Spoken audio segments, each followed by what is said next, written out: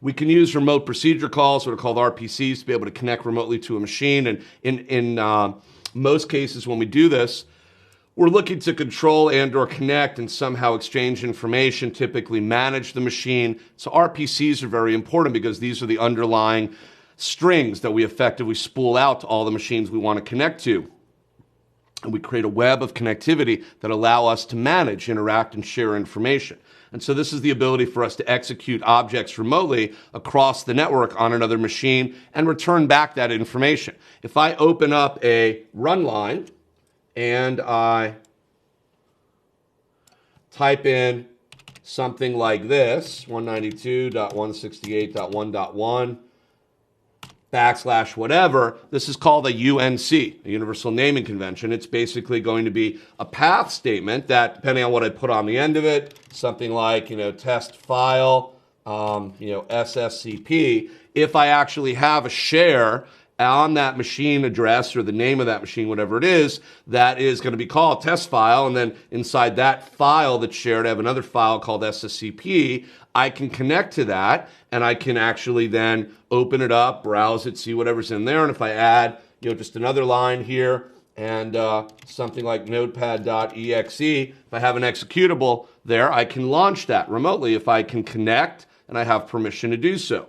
RPC is used, it's the underlying information item in the protocol connection that's used to be able to effectively allow me to do what I just put up on the screen. That's what RPCs are used for. Now, obviously, that statement's not going to work in our world because that's not going to take me anywhere. It's just take me off into space, actually connect to our gateway, but our gateway's not going to be running notepad.exe, so wouldn't do me any good. But the idea is that would allow me to remotely connect and to execute the notepad.exe program on the remote machine if it indeed was there. This is how I would do it. So RPCs are also very important. In addition, we have different kinds of communication, different ways in which we can drive communication, or different, if you want to think of them as designs or architectural elements that allow us to drive communication. And we'll start to take a look at some of those models and see what they look like. First one here is going to be called the bus. It's just a generic concept that we use to refine and in our minds think about the design that allows us to be able to refer to this line right down here in the middle that all these machines are connecting to. These are workstations or servers, things like that.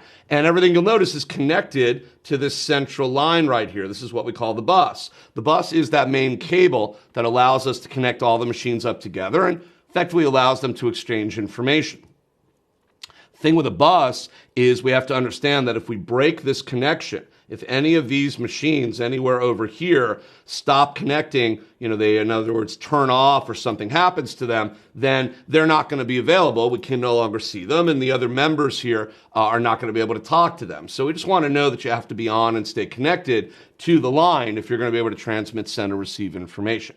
But the bus represents, or the idea with the bus is that we have this central connection point sitting right here that everybody plays off of. In effect, it's like a bus line, predetermined path, right? And we have, when we think about taking a bus or public transportation, you could think of it as a train as well. It runs from a dedicated point to another dedicated point, and it runs on a schedule and it runs on a, some sort of a path that is well known, and we follow it all the time, except when there may be a constraint for some reason. There's an accident, something happens, whatever may get in the way. But other than that, we always go back and forth across that route. And this is effectively the same concept. The information traveling from this machine is always going to have to go down here and go this way in order to be able to get to one of the other machines. And the information from this machine over here is always going to have to come down here and go this way to get to one of the other machines. And so this is a predetermined dedicated path, and we refer to that as the bus or the bus line. In addition to the bus line, we can have another kind of design. We can have what's known as a tree.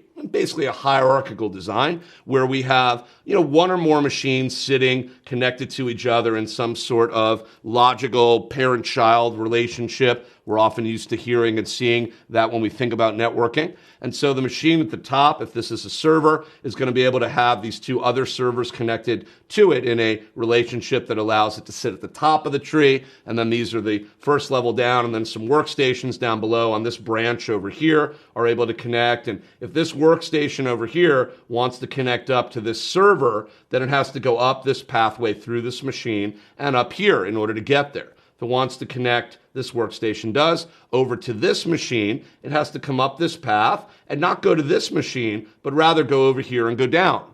Same concepts, just following a predetermined path, but the path is now a hierarchy with the top, the middle, the bottom, etc. as we go.